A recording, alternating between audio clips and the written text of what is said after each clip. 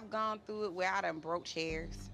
I'm talking about in front of people. I'm so cautious of things like that that it won't happen to me. It did happen to you. You broke a blue office chair. We had to give you my red office chair. So again, things like that happen. And I think you should be real about your weight, because right now you're at your worst. You are. And the thing is, if I didn't love you and I didn't care about your brother, I wouldn't have told you that. Because you know what? Your stop, it's not a stop story, it's a redemption story. Because when you change yourself and you realize who you were, you never want to go back to being that person again. I didn't know that about myself. I guess you schooling me about me. What I mean by that is I don't feel sorry for myself. I understand that I'm bigger than everybody here. You are bigger than everybody there, but thank God for the truth tellers, because she was telling the truth to him in that clip. But what's up to y'all truth tellers out there? I'm your girl, Bree Renee, straight from the A, and we got a question for you. How big is too big?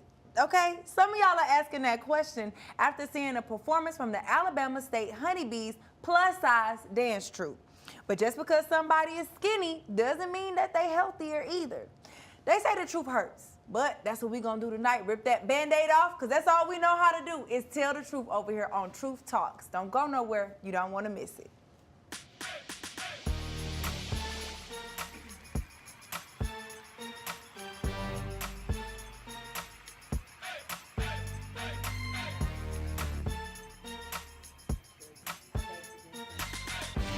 All right, Truth Tellers, welcome to the show. I'm your host, Ryan Cameron. As always, we got our other co-host, my man, Willie Moore Jr. Thanks, Ryan. Family, is Willie Moore Jr., the voice of faith and fun. I'm excited about today because we're talking about something that's really big. No pun intended. Yeah, flat out. And Bree Renee with her Bree Hive.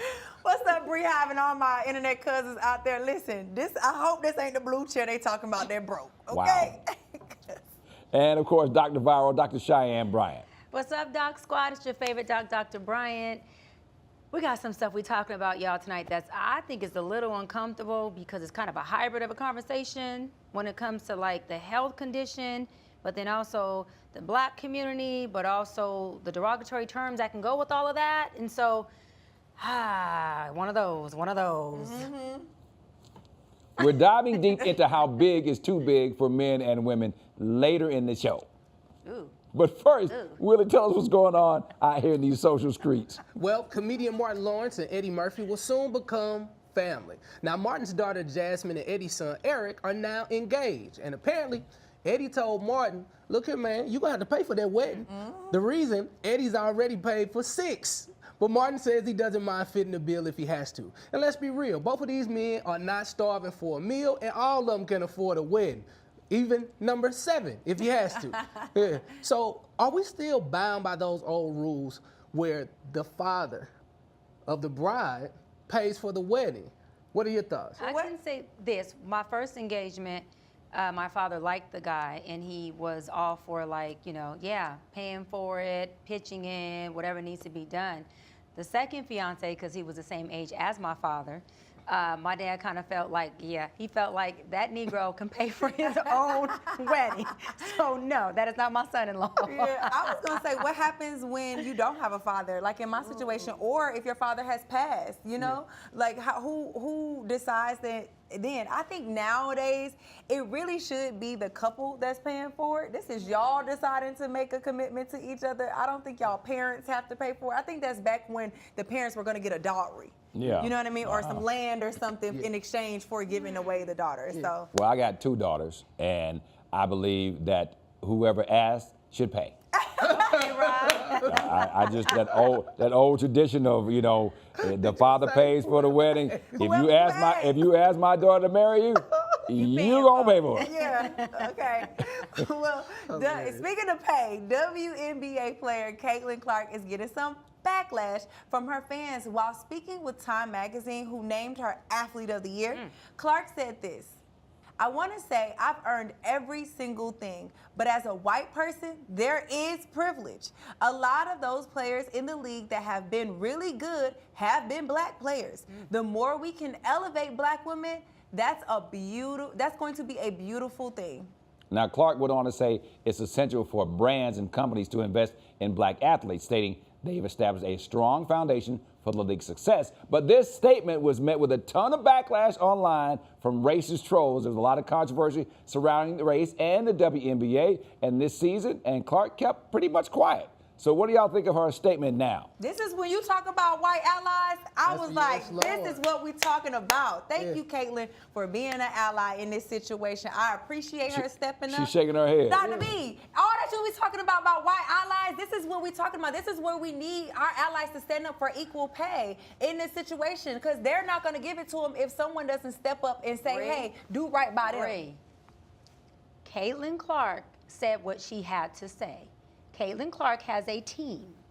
She knows exactly what she needs to say. She can't go on there after all the backlash she got from when she first did a and then our sister did a and it became an issue because the black girl did the She knows that she got to follow up with the statement that says, I support black athletes. You got to support black women, because she don't want the backlash that comes with it. And her team is smart enough to set her up to say these things, run the play, because you don't want beef with a predominantly black athletic industry. So you don't think sport. it was You don't want genuine? that. You don't think I it was don't think genuine? Caitlin is racist at all. No. I don't think that came from her. I don't think that was her thought process. Do I think she's racist? Not at all. But that's the problem. That's where systemic racism comes from. That's where the white privilege comes from. Let me tell you something.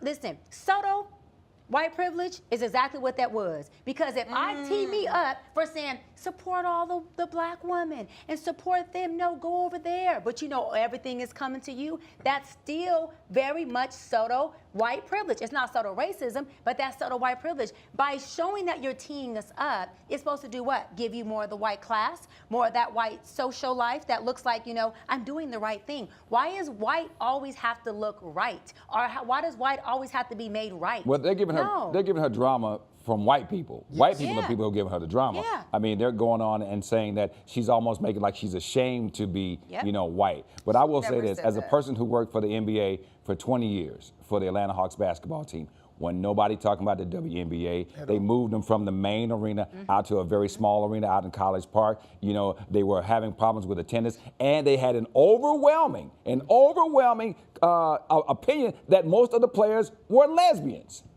That was a big thing. So if you came to the NBA, you were supporting of the LGBTQ, and say what you want to say about it. But Caitlin Clark changed that narrative. They went from flying on commercial planes to flying on private jets to staying in certain class of hotels.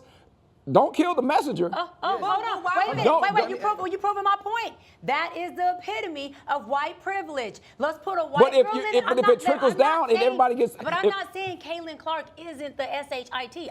The girl's a baller. It's still the same when you spell it. I know. She's a baller, and she deserves everything you're getting, sis. You deserve it. What I'm saying is it's not her fault that she came in and she happened to be white. No, she was amazing. Amazing. A baller. But she's still white. Not your fault, sis, okay? Stick with me. But it took a white girl. There have been ballers who are all different races who've been balling in WNBA. You talking about Lisa Leslie? You can go down it. You're right. Candace, come on now. Dawn Staley. Let's not even, who now took her college team to a freaking championship. Right. Don't play.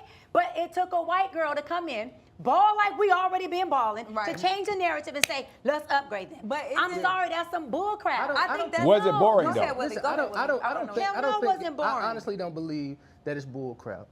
My big brother, he has been coaching in the women's league. He coached the Surge, and he did. I called him today. I said, man, what did you think of Caitlin Clark? My biological brother. I just met him in 2020. Wow. And he has been in women's basketball for the last 20 years. I said, what do you think about her, Caitlin? He said, man, listen here. At the end of the day, he has so many girls who get drafted, and then they only get a week to be in the WNBA, and then they're on to have to go overseas. So with this type of dialect and conversation that she's bringing to the table, it's gonna make it a lot easier for these ladies to really get an opportunity to stick around a whole lot longer, just because, you know, they pull them in and they pull them out. And I think she's doing something that's gonna be groundbreaking, and I think it's gonna open up the door for other young ladies to stick around the WNBA. Well, she is, and I'm happy for her, but it's called white privilege. I appreciate her using her white privilege to push the conversation forward. Now, pushing this one forward, this next story, I don't even know where to begin, y'all. Ladies, what would you do if a technician refused to do a Brazilian wax on you because kitty cat had a little odor? Let's check this video out. Ma'am, I feel like you're putting me in a position where I have to continuously tell you that that's an issue that you have. This is beyond going to the gym. No, I just came from the gym. I'm trying to get my wax. I have vacation. My flight leaves tonight. And I need my wax done. And now you're telling me that you can't do my wax because of a funky issue. It's crazy because I've gone to other places. I've gone to European Wax Center, and they don't have an issue. The phone's going off. This is so unprofessional. I do apologize. This is so unprofessional. However, that is beyond. I don't know what. Maybe European Wax Center is a little bit more equipped than we are. However, I don't feel comfortable. I'm actually a CNA as well, and that is not just an odor. That's actually an infection. Ooh. Excuse me? That's an infection. I don't have an infection. And I don't feel comfortable touching you in that area. I told you I just went to the gym. I just went to the gym. Man, that's not the gym. That's not the gym, ma'am. I go to the gym. That's not the gym.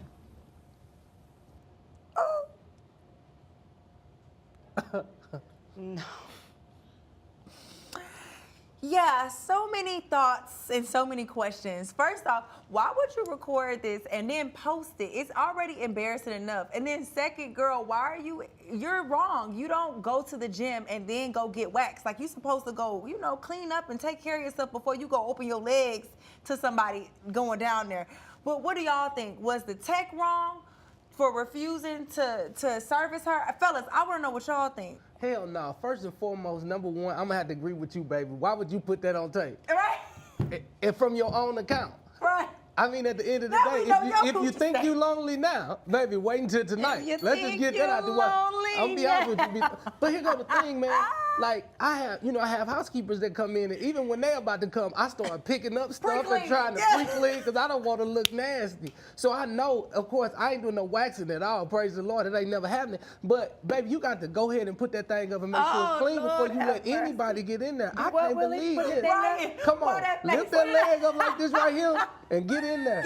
Maybe you're doing like my white counterpart and not using rags. That's the thing. But praise the Lord. Ryan, what you think?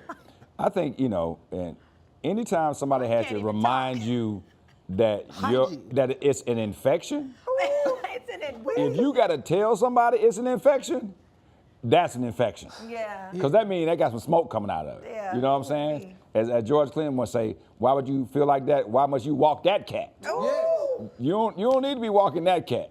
I do feel like even though she is right for telling her that, hey, that might be an infection since you want to She get didn't that say might checked be. out. That's an infection. She said, I'm a CNA. I know that is an infection. But she still should have serviced her. I feel like that's your job. Bree, that's No. You could still, hold on. Wait a minute. You No. smell smelly cats all day long. No, hold on. Who smelly cat is she smelling all day waxing? Multiple different people. No, Bree. You done smelled smelly cats before. Listen, Get your buck. I would have got my money. She and should then have call told my that mom. Oh, wait a minute. We got it. Look, we got a cat fight. It's a cat fight. It's a cat Up fight next, over we the politicking. cat, over the infectious cat. If you could pardon someone, Nasty. who would it be? More Truth Talks after this I'm next a cat part of fight that when we wax come lady. back. That wax lady is a part. Smelly cat. Oh my gosh.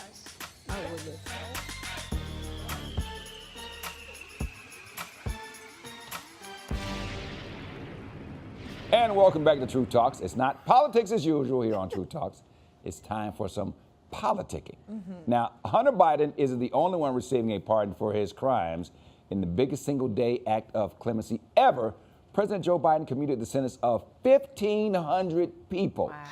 He also pardoned 39 people convicted of non-violent sentences. That's right. Now, that's big. That is huge and historical. Those 1,500 people whose sentences were commuted were individuals who were released from prison to house arrest during the pandemic. Now, prisoners were released in order to help prevent the spread of coronavirus during the pandemic, but Biden plans to review more clemency requests in the next few weeks before he gets up out of there. If y'all could grant someone serving time clemency or a pardon, who would it be? It would be your mama. It would be my mama. It would be your mama.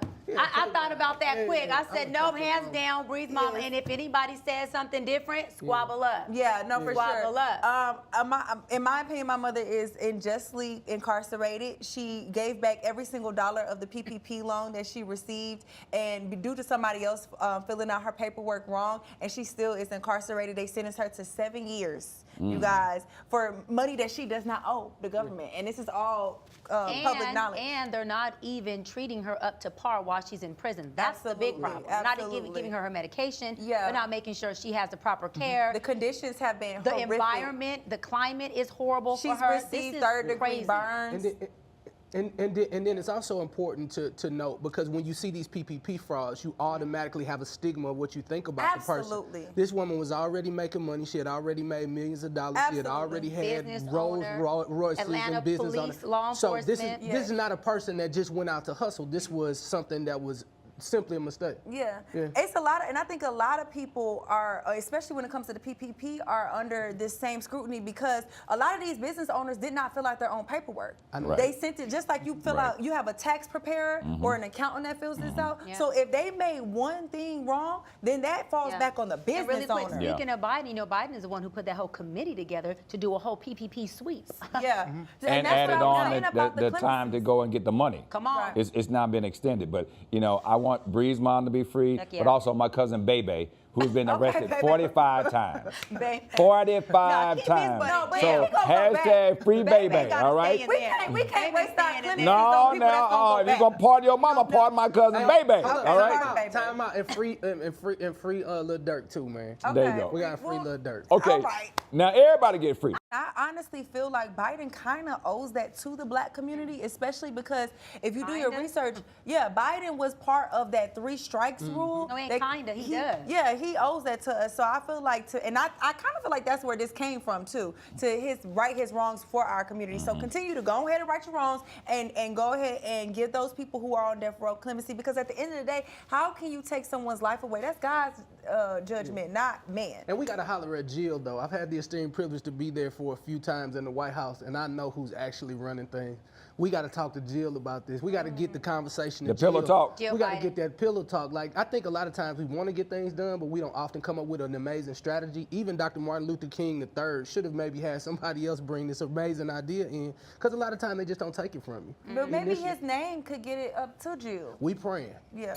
Well, all he has to do is just decide to do it. That's the thing about clemency. If he decides to do it, then he can do it, and you can't overturn it. I mean, he did it for his own son. Why not do it for those people who are on death row? Yeah, Absolutely. Indeed. One of our listeners and viewers, he said, you know, we need to just make marijuana legal everywhere. Absolutely. And he should sign it today. That's what he And free said. those people who are convicted and in prison because of marijuana conviction. Right. Yeah.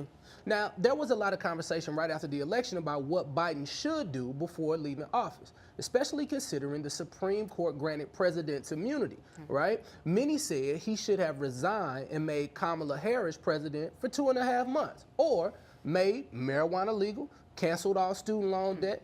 What other action do you think Biden should have taken before he leaves office? Like, what do you think? I think he should do all of that.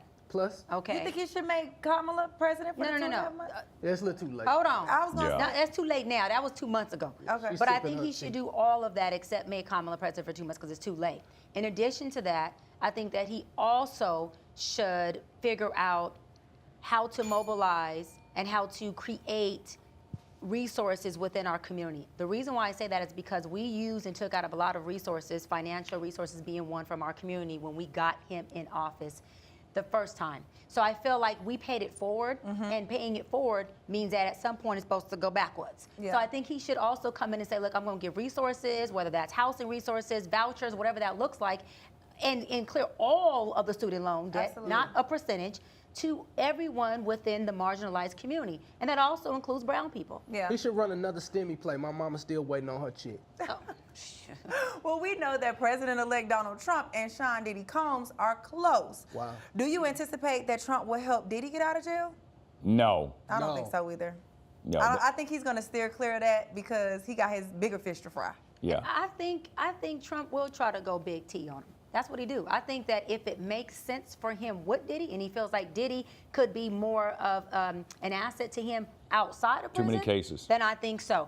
If he can, but I think many again, cases. Too Trump many is a money cases. man. If he sees Diddy as being an asset to him outside of prison more than he is in, I do think he would try. No. to Well, if Trump could give immunity to himself for grabbing him by the, He you can know damn what, sure then give maybe he immunity could give to immunity to Diddy. Diddy. I don't know. It's the same 100%. thing to me. I think Yeah. That's not gonna I happen. think the fact that their campaign was so pressed when it came to abortion rights and making sure that women had their own freedom. And even towards the end of their campaign, they started to backtrack and saying, hey, we have to relook at this thing. We got to look at Roe versus Wade. Yeah. I think with all of the evidence, especially with this Cassie tape, I think it'll be too much for them to really get involved. And I don't think that there's a strategy to make him look good after doing something like that. Well, what I think Biden should do is add 200 points to every black person's business credit score. Because we can't get the money, we can't get the loans, so you add us all 200, and the 600s to the 800s, we'll be good. Send me some Coming money. up, Send there me are some no money. big Forget backs that. on the stage, but that's what we're talking about next. How big is too big?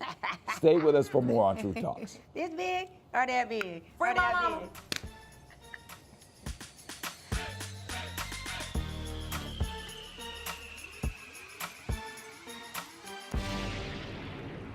You've seen him on America's Got Talent. The Steve Harvey Show is showtime at the Apollo. It's the HoneyBees. Guys, you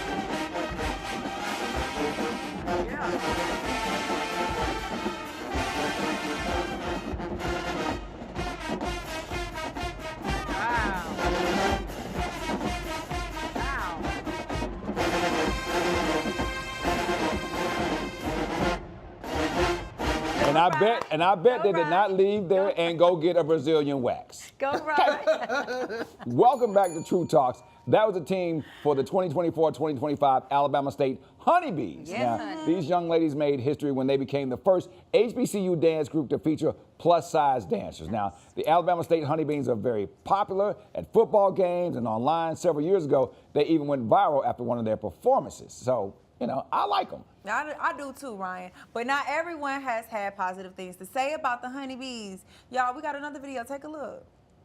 All of them are beautiful, so. We appreciate the positive, and we also appreciate the negative, because that also gives us the drive to continue to do what we do.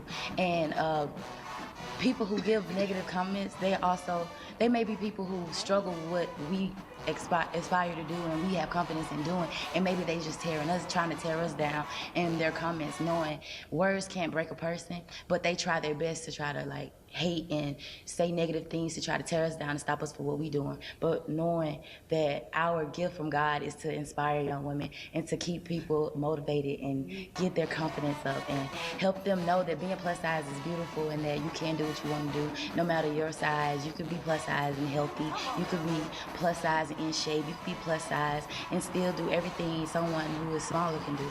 Okay, period. They out there killing it. I don't care what nobody say. It's some people smaller than that can't do what they doing. True that. But I gotta ask y'all the question: how big is too big? That's not too big. That's not too That's big. not Go too ahead, big. Billy. I'm gonna be honest with y'all. I'm gonna be honest with you. If any woman ever said they dated me and they put their arm out like this right here and a little something got don't that fall flat. out right there, she lying. You know, the unique thing about me is I've always liked a woman with some meat on their bones, to be quite honest. I don't like nothing small but a car, to be Okay. quite honest. And so the beauty of seeing women of this stature, you got to realize there's a lot of health issues, like some women have hypothyroids, and of course for many years, like women of that size could never get any type of opportunity, so they'll go to like trying to be anorexic and trying not to get the healthy ways of doing it. I'm just glad that there's an opportunity for women who may not be 115 pounds to really represent, you know, who they are. Now I done seen that 500-pound life. Yeah. Now some of that just a little too much. That's too much, but let I'm me- glad to see them moving Let me in that say this. direction. I'm a little bitty petite weedy. You And are baby, petite. them big girls was busting it down in ways I could never. And I know how to Confidence is work with this contagious. little thing. But I'm gonna say this. I think that that's what inclusivity looks like. Absolutely. I think everyone should be included in everything we're doing. Size does not disqualify you for dancing or getting a job or getting a position or being an entertainer. Now, on the flip side, do I think that if there is a health condition that is contributing to their weight or their bigness, if it's thyroid or diabetes, because we do have this obesity scare in the Black community, then that's something that they should look at on a personal note. That's what they're privy to. The public's not privy to what they got going on privately. What I like okay? looking at. Yeah, but it's like if they're busting down Tatiana and doing it, I was very highly entertained. Yeah. So I think, love you know, it. I mean, I hosted the Honda Battle of the Bands probably for 10 or 15 years, and the, you know, the HoneyBees were a huge attraction. And I want to say this, they were an attraction. People came not only for the band, they came for the HoneyBees. Now, on the opposite side, we say, what is too big? If somebody got to cut you out of your house, or out your clothes, then that's too they big. got to cut the house open to take you out. Or you can't walk. Then you too big. Absolutely, Ryan. And to your point, Pause. Wait. What did you? if they got to cut you out, They can't get out the door. They got to cut. It's happened. They got to cut you out your house. or they got to use cranes to lift you up because your legs are too weak to carry your body. so tired of Absolutely. this. But to y'all point, I was on a dance team in high school, and I remember trying out in 9th grade. And I ain't gonna say her name, but our coach was actually one of the people who were in Nick Cannon's Battle of the Band. So that's what made her such a great coach or whatever. Right. And she told me I could not be on the team because I was overweight. And she said until I lost at least 15 or 20 pounds, I was not allowed to be out there because she and other people did not want to see a woman or a young girl my size in those uniforms. But see, that's discrimination. How'd that make you feel? Because that's It discrimination. made me, it really struggle. It helped me struggle. It started my struggle with weight loss issues. Wow. I feel like, and at an early age, that was my first time going on a diet. Now, granted, y'all know I'm ambitious, so that didn't deter me. I definitely lost the weight and I joined the team. But it wasn't until it instilled in me that I could never be on television or be somewhere in the public eye because people didn't want to see that. It wasn't until later on, a couple years later, I saw Monique on stage dancing. Remember when she did the tribute? Oh yeah, the Beyonce. On Beyonce's tribute, on BET. So it was seeing women like her be voluptuous and dance and get down to let me know, okay, there might be room for me somewhere in the entertainment industry. And sadly, earlier this year, Absolutely. we lost producer Fatman Scoop, someone who even put the word fat in his nickname. He died tragically while performing on stage. Now we're going to show this video, and it is a warning to our viewers at home. It might be disturbing to some people. I said, have them make some noise! Yeah. Wait up. If you came to party, make some noise. So over the years, we've lost so many celebrities due to complications from being overweight. Fatman Scoop, Heavy D, Luther Vandross. So are we right to raise alarm bells ahead of time before it's too late? Again, I think it's right for us to raise awareness, right? And also provide the advocacy and the resource, because without the advocacy and resource, we're just having conversation to me and bashing and being mean. I don't think because these people have an obesity problem or a weight problem that they deserve to be bullied. I don't think that they deserve to be mistreated, discriminated against, or not included in the things that they want to do. This dance honeybee thing or anything else that has to do with a extracurricular activity where you are hiring on somebody who may look like they're overweight or really be overweight, that could be their saving grace. That could be something that really pushes them to be empowered to lose weight, to know that they are accepted, that they are a part of something that's bigger than them. I think support, advocacy changes lives. And it's not just good enough to say you're just too big, but okay, so then what? What do I do? How do you help me? How do I lose weight? What do I go I think you make a very valid point, because you've even talked about it yourself. When you go to a healthcare professional, right, and they say, okay, here are the issues, and here's how we need to address them, and they give you a plan, or sometimes they give you medication, sometimes it's homeopathic, sometimes it's a prescription, but you don't follow those directions, and you find yourself back in that same situation. I had Luther Vandross on my show. He had just lost all of this weight. He was like, you know, I've done this, I've done that, and then he had the diabetes, and then he stopped doing all the things that he needed to do after he had been told, yo, you got to make these lifestyle changes. So I think that's a big part of it. You tell people how they need to fix their stuff, and then they don't do it. And I think accountability has to take place too. I know on any type of health journey, it's always good to have a partner, but to Fatman Scoop, like literally he was transitioning his life. Like I know that was something that he was doing. He began to work with the God Over Money team. He had given his life to the Lord. He started doing features on like Christian songs, and you know, he was really moving in that direction, even talking about his health. Like, man, I got to get in some shirts like you know what I mean? And just doing that and just really, really speaking about it, and just to see his life being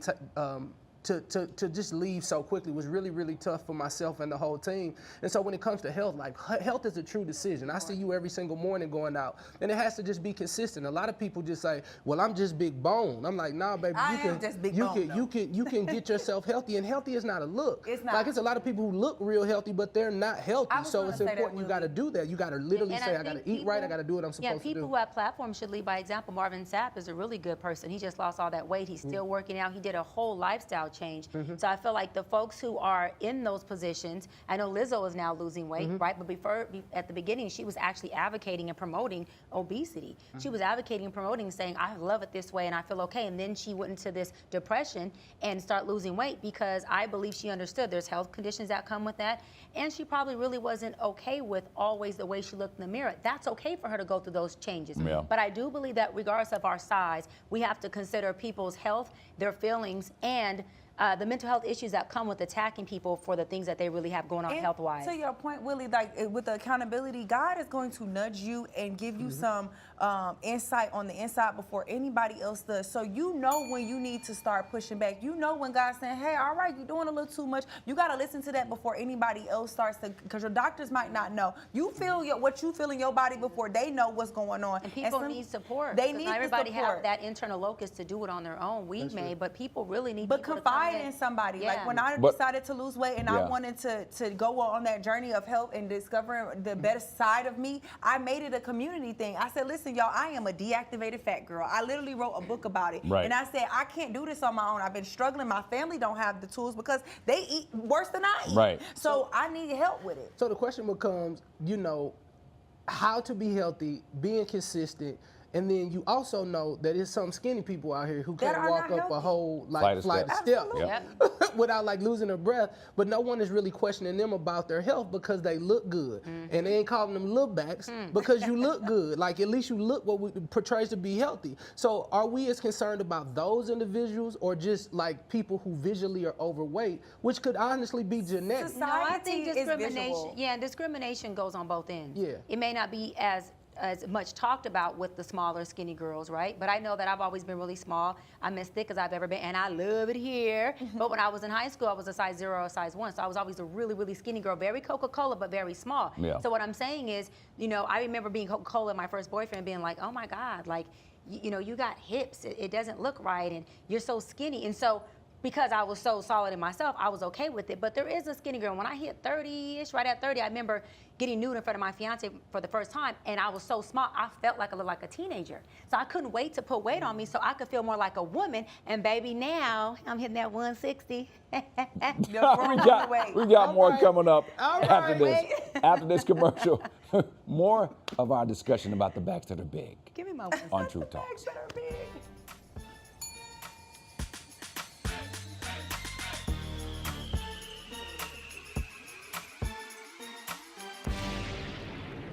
Risa Tisa from Who Did I Get Married? That's the lady from the TikTok series that she created. She will be on Tamron Hall's show today. Now, over the weekend, it was a clip of the upcoming interview that was released. She spoke on being body shamed by a famous personality who sits right across from me. He's looking at me right now. Please play the audio. What negative comments have hurt the most, I guess?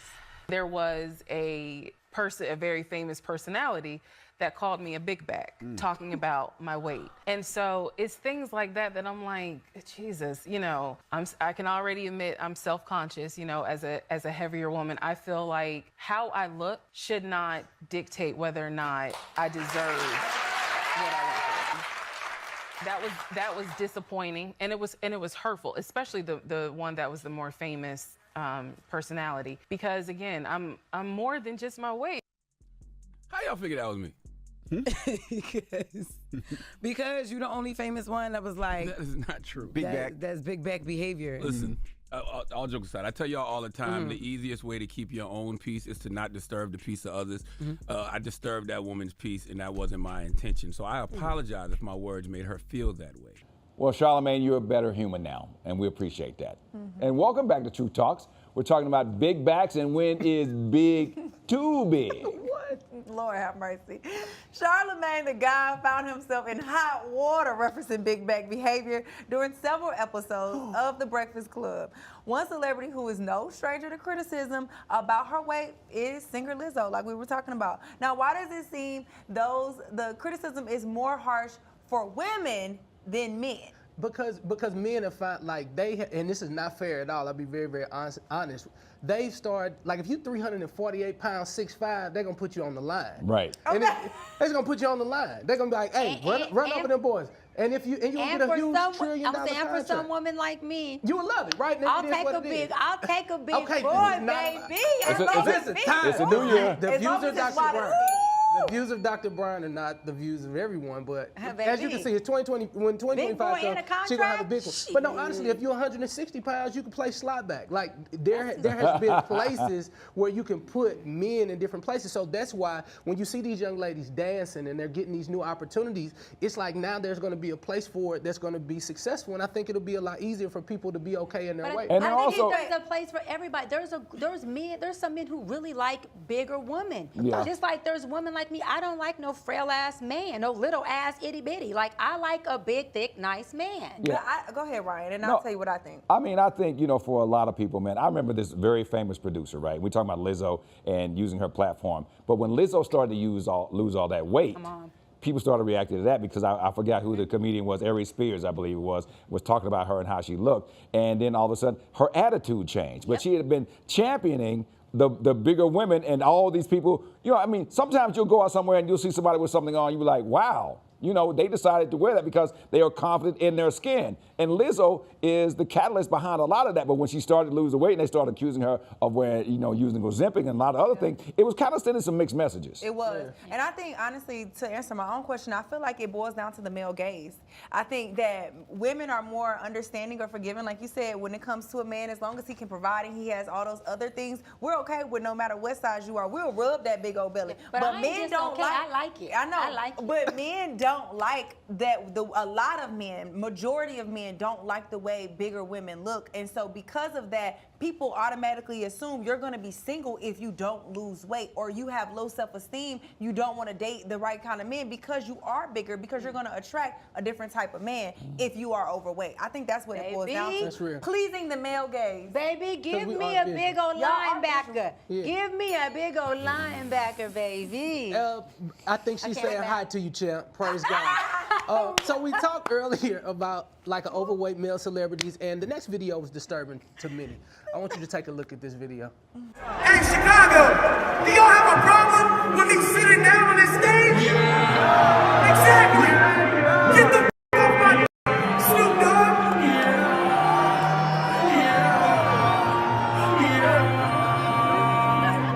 I bought her a chain, I bought her a bag, I made her everything. The only thing that I didn't buy her is a new wedding ring. I told her promise always stay true and never to fuck the team. I know she probably think I'm crazy because I'm always saying that. Yeah, he said he was sitting on the couch, but like he really was on the stage because the way that couch was dipped in. Yeah. I think the couch was sitting on him. The couch, or he was the couch. He was the rapper, that was rapper Dave Blunt. I don't know if y'all know who that is, but he was performing at Juice WRLD while connected to an oxygen tank. Now, the performance came just a week after Blunt was hospitalized for undisclosed illnesses. He is only 23 years old. Yes, y'all, just 23. And he responded to the concern and criticism saying this: me and the love of my life on that stage, F whoever hate, we doing great. But y'all, is this an example of when being big is too big? This is an example of when being big is too unhealthy. I don't think there's a too big. I think the too big is when it becomes a health impairment. This is a health impairment. I mean, clearly he on the oxygen. Clearly, I just think like, and yeah, see, that is the big, that to me, that's a health crisis. That's a mental health. That is a health crisis. Yeah. That's a mental health crisis.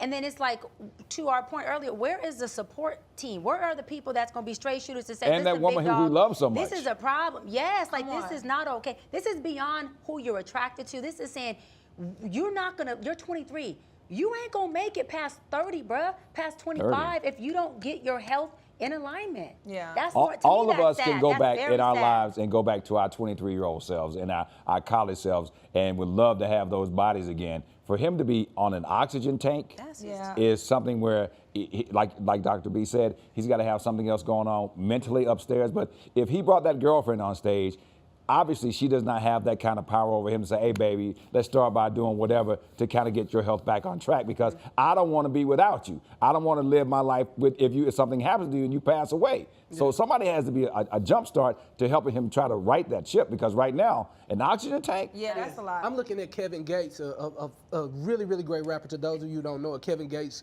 you know, he started off a big guy. And he said, you know, what made him stop is that he grabbed a baby one time and he was holding a little baby and the rest of the team was there and the baby kind of put their head over towards his breast. Yeah. And everybody started laughing because he was trying to like literally get breastfed by Kevin Gates and try to latch on. And so he made a cognizant decision to change his life.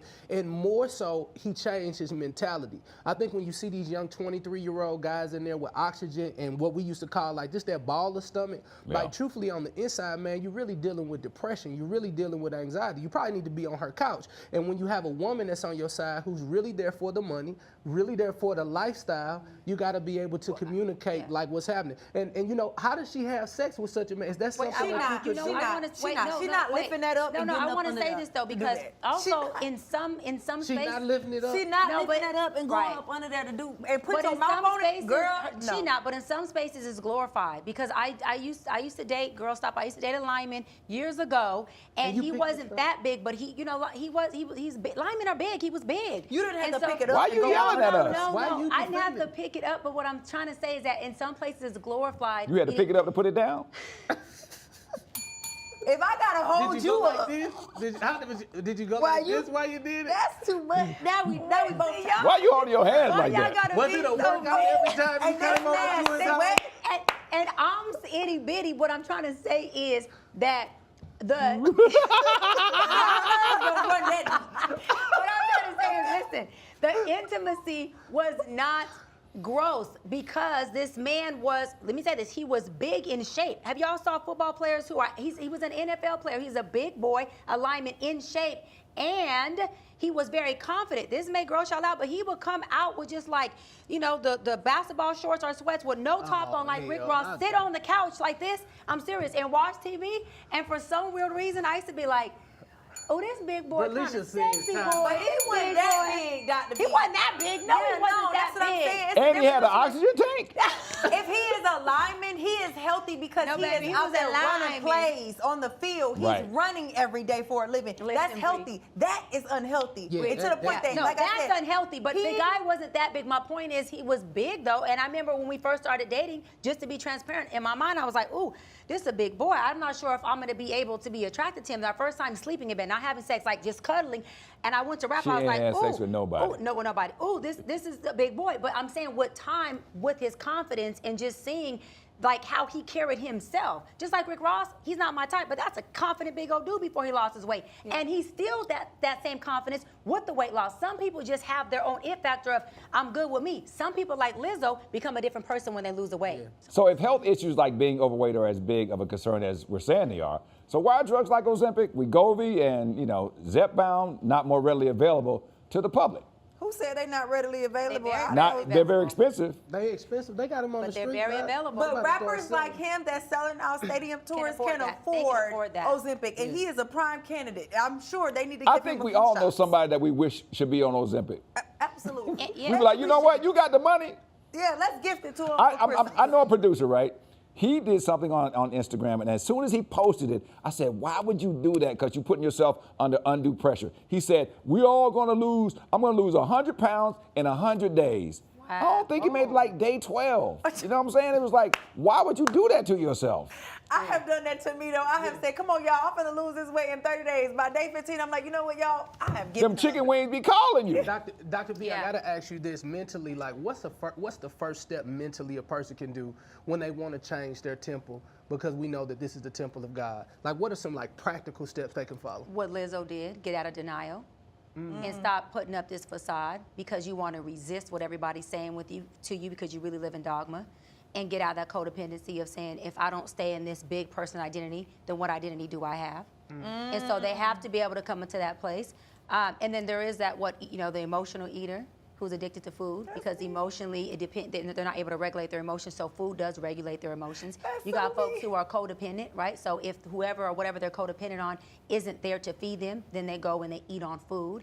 And so all of us have something that we depend on that feeds us, whether it's love, a person, work, whatever that is. For me, it's work. I'm a workaholic.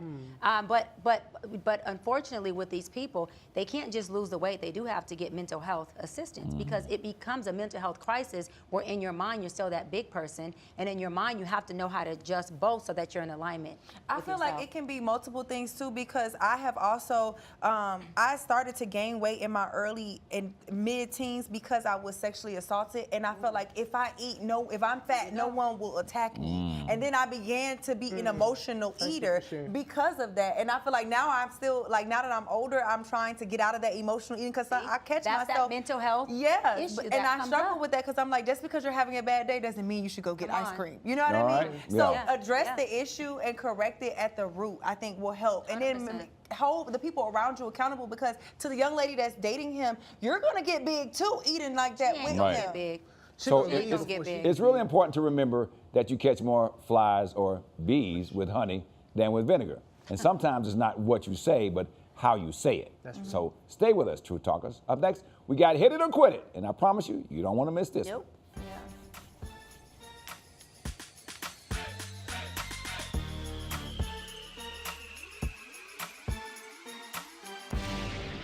And welcome back. Now, we couldn't call this show Truth Talks if we weren't candid with our relationship advice, so it's time to hit it or quit it. Hit it or quit it. Hit it or quit it. Woo! Now listen, we've asked viewers to DM us questions that they traditionally wouldn't ask you and other people, because this is a safe place. So check out what one of our anonymous truth avengers wrote. I desperately need some advice. I just found out that the woman I've been dating for just over a year is cheating on me. I saw a dude enter her apartment one evening, but she doesn't know I actually saw him. I thought it was just a friend, but I found some letters that revealed they've been together for 9 of our 15-month relationship. I can't explain the level of devastation and heartbreak I'm feeling. She lies to me daily, despite also telling me we're exclusive and talking about our future. Should I walk away and say nothing?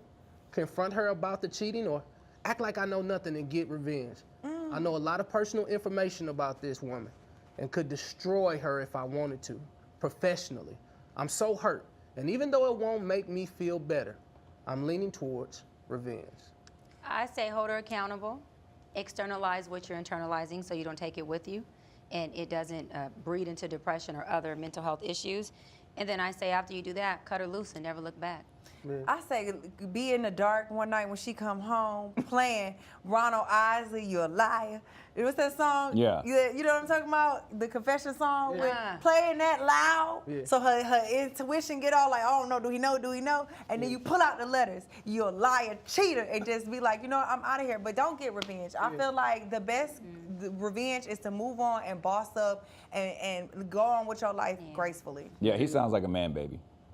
Damn, how he a man baby? He didn't cheat, she cheated. Because the first thing he did, he saw the act going on, and he didn't address it. He stayed. He found the letters, and he didn't address it. He sits up there and lets her entertain about their future, and he doesn't address it. This is a whole marching band. This ain't just a red flag. Damn, He's got to step up and say something and be done with it, because now you've always gone, now you're talking about revenge. Now you're trying to embarrass her. Now you're trying to shame her. You should have said that in the first beginning. You know, this is lack of boundaries. There you go. Lack of boundaries. Traditionally, I like to fight around on that, but that was my point. I'm like, man, you know, you struggling with codependency, that you really want her to feel good about a decision that she made that doesn't work for you. You know, so I want to challenge you, man, to make sure that you go out there and get you some help. Of course, she is absolutely wrong. Like she wrong as hell. Like, I'm gonna be very, very honest with you. But you got to get yourself some help. You wrote a whole dissertation on here, so make sure that you get that journal stuff going and make sure you get some help. I think the biggest help he can do is get the away from this lady. She's lying, she's deceptive, she's all those things. Now let me say, if you want to get revenge, buddy, go in there and hit it one more time, put a rubber on then, and then skip the flip and get up out of there. Look, I tell my friends this all the time. When they get caught in relationships and they've been cheated on or whatever, and they be like, man, what should I do? I say, man, you got to hit it one more time, and then you just make it go a place it don't normally go. Oh, my Yeah, I'm sorry.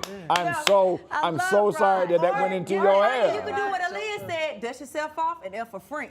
That's something like that. I'm like, leave the friends alone, because birds of the feather flock together. Skip the friends. I don't know, y'all. I feel like y'all are saying he should have did something as soon as he saw. What if that ignited he's whipped. altercation? But he's whipped though. Hold on. As soon as the flag is on the play is stopped. I'm saying not to Okay, her. I'm saying over. when he's sitting in the car or He in the should've bushes, stalking, and he sees her, stalking, and the man. Why? I don't think that it would have been smart to go out and address it right then, because it could end up in an altercation, because that man could have a gun on him or anything could happen. He should have tapped her on her shoulder and told the boy, "What up, bro?" If it was y'all that said, "What's up, sis? What's up, sis?" Right. You had a pocket. I actually have done that before. You don't even gotta say nothing. You just gotta show that you did. I would agree with the lady. Hey, bro, how you doing? Like, I'm not about to, like, it's rule of thumb. You check your chick. You don't go in there and check the dude. When I was waitressing in a strip club, I was dating a street dude, and he started dating a dancer from my club, but he took her to another strip club in Atlanta. But my homegirl waitress at that strip club, so she called me like, "Yo, dude up in here." So I pulled up, got off of work, pretended to be sick and everything. Got off of work, went straight in there, and they was at a table. I sat right at the table, and the waitress was right there, the homegirl. I was like, "Yeah, I'll take a double of what they drinking too." And we sat right there. He was so uncomfortable, like it was like egg on his face. And I was like, "Yep, you know what's up." And then after that, I walked out and blocked. I got my drink. So and met another was that nigga in the club. Was that revenge, in your opinion? That wasn't revenge. I don't feel like that was revenge. That was classic. But that was just letting you know what was up, and then I blocked him, and that was the end of the relationship. Let me say this, Bree. You know I love you, but I gotta go there, little sis. I would have never went to that club where he was, because to me, that makes you look thirsty. I'm not gonna pull up where you let me are. tell you why. Tell me, Because sis. when men lie and they cheat, if I would have said, "Hey, I heard that you did this," he would have been like, "Who you gonna believe?" Right. And so now it's like, who you gonna believe, me or my own eyes? Just leave I that saw alone. you saw me see you. Well, this next time. But was it Hennessy? What was it, Hennessy or Ciroc? I would have ordered double a drink. Hennessy. A double I've Hennessy. never seen anything good having on Hennessy. That's what at all. When I set that boundary, he damn sure didn't cross it. All right, y'all. That's all the time we have for tonight. Be sure to follow us on all of our socials and right here on Fox Soul and YouTube. Good night. Good night. Let us know what you would have did in the comments. And don't roll up to the strip club. And don't drink Hennessy. I showed The Ciroc had baby oil in it. I sat down at the table.